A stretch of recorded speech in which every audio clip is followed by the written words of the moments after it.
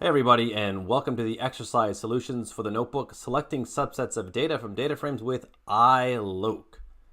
So I'm here at the bottom of this notebook, and it says to use a movie data set for the following exercises. So I'm going to do just that.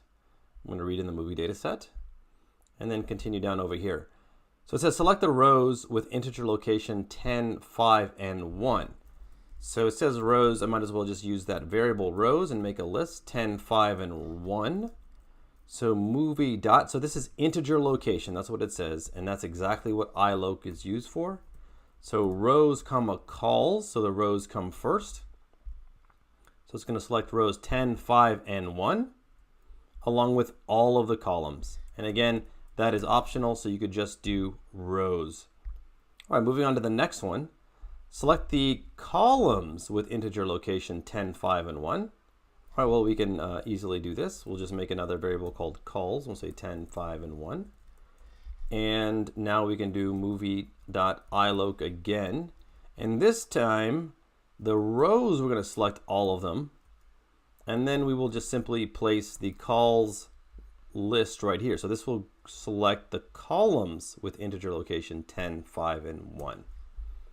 Okay, so it gets all the rows. So we let's go ahead and shorten the output. So this is row 10 or column 10. This is director name is column 5 and year is column 1, integer location wise. Okay, good. So this last one requires us to do simultaneous row and column selection.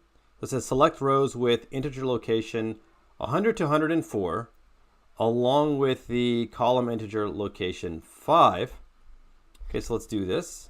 So it says movie.iloc, so let's go from 100 to 104. So it doesn't say if it's inclusive or exclusive. So by default, it will not include 104. It'll go up to, but not including 104.